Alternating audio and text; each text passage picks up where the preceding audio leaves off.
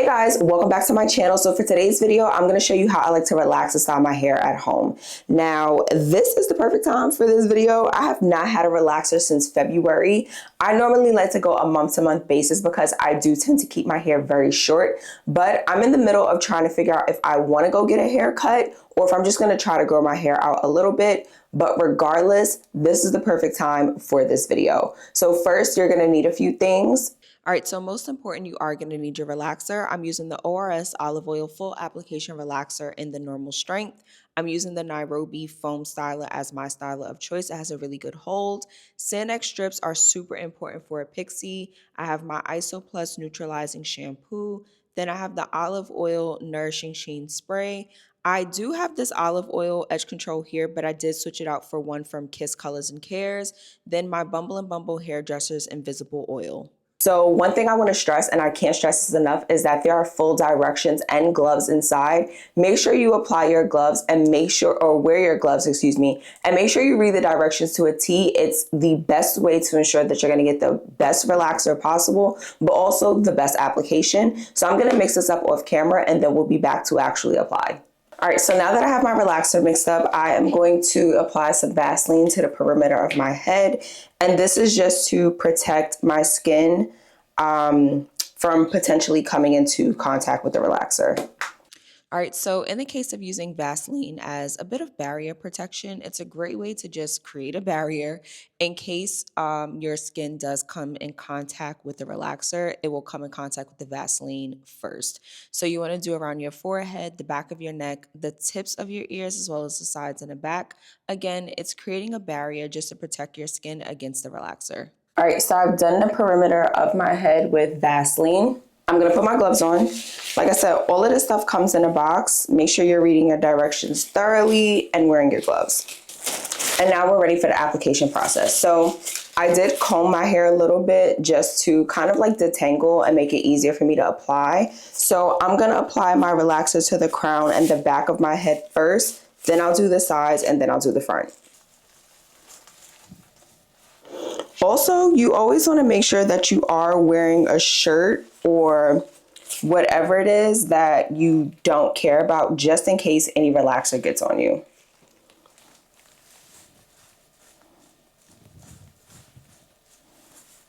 All right, so for the purpose of this video, I sped this part up. We are strictly just applying a relaxer, and I really don't want to take up too much time doing this. So as I said, I like to apply my relaxer to the crown of my head and the back first because those areas tend to be a little bit more stubborn. And I really just want to make sure that they have time to really sit and work through so that I get the results that I'm looking for. Then I go on to do the sides and the top.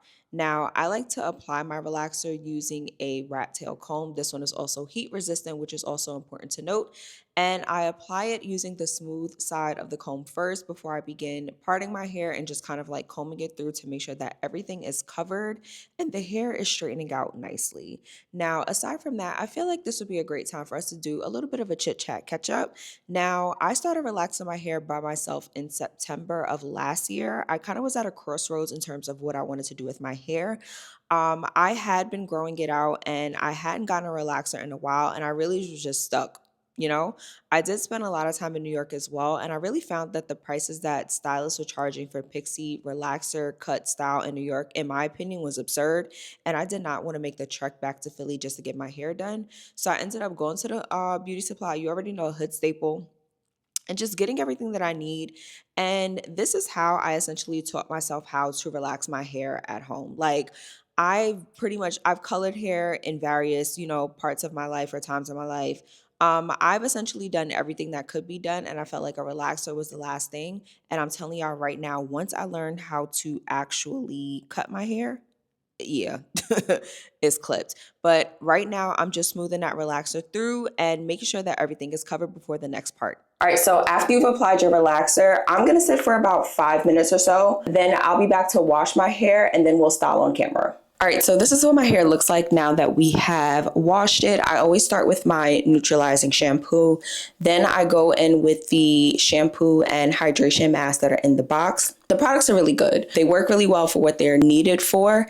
And my hair always looks really good, feels super great, and it's always super shiny as well after using. I'm just going to begin the process of molding my hair, and then I'm going to sit under the dryer for about 45 minutes or so.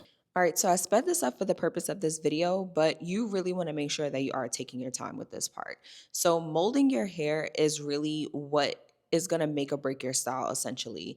This is how you are going to determine how easy it is to curl your hair, but also how bomb your style is going to come out. So the back portion of my head, I always comb it straight down. I don't try to wave it, do nothing.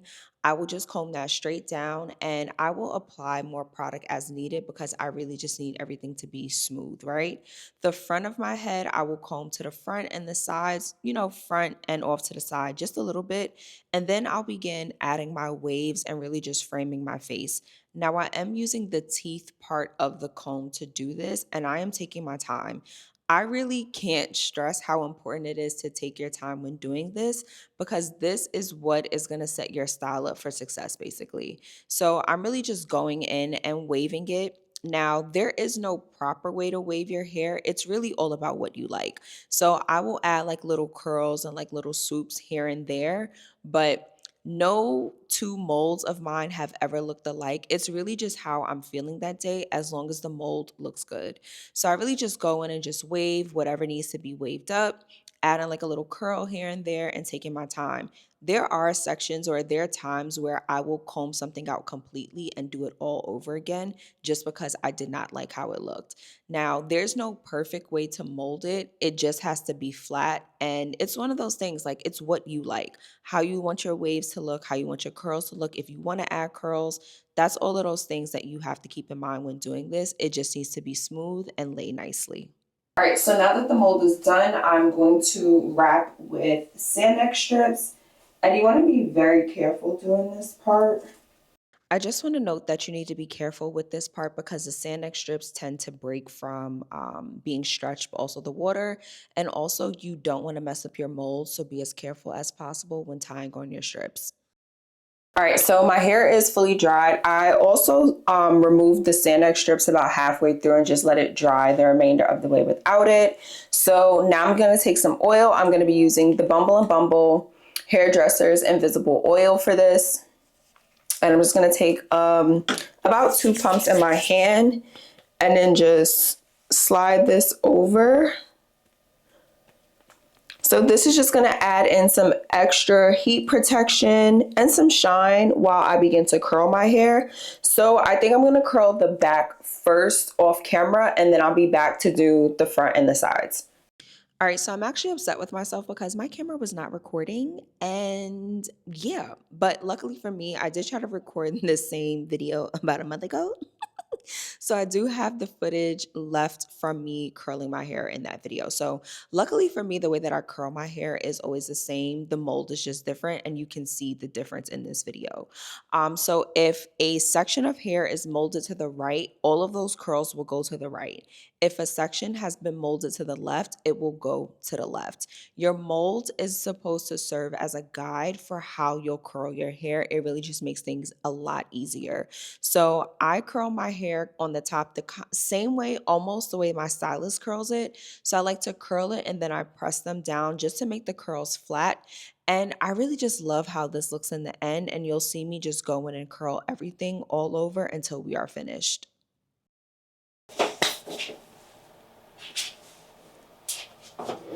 And I always just check to make sure, like, if there's any little pieces that can be curled. Yeah, gotta just grab your mirror and check, like I said, to see if there's any sections that were missed, and then just curl them real quick. This piece to the front, what is this?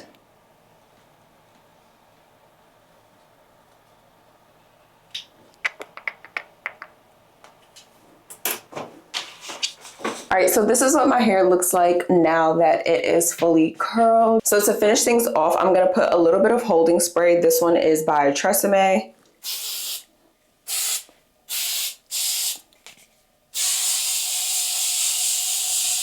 And I'm going to add a little bit of this olive oil nourishing sheen spray. And I'm going to use this Kiss Colors and Cares Edge Fixer 24-hour max hold edge control, and just add a little bit to like the swoops and stuff in the front. All right, so now I'm just going in with my edge control, and I actually got this tip from my hairstylist, and that is to apply the edge control directly to my skin and then just smooth the hair on top of it. So it's a great way to have it adhere better and keep the hair in place, but also prevent product buildup from having too much product on the hair and prevent it from turning flaky and white. All right, guys, so this is the final look. This is what my hair looks like. Maybe I'll just spin the full way so you guys can see. There we go. Get into the little swoops and the waves, which is my favorite part. But I really hope that this video was helpful. Make sure you have all of your supplies before doing this. Take your time as well. Read the instructions. They're in the box for a reason. And please, please, please, whatever you do, wear your gloves. But don't forget to like, comment, and subscribe. Let me know what else you want to see from me below, and I'll see you guys in my next video.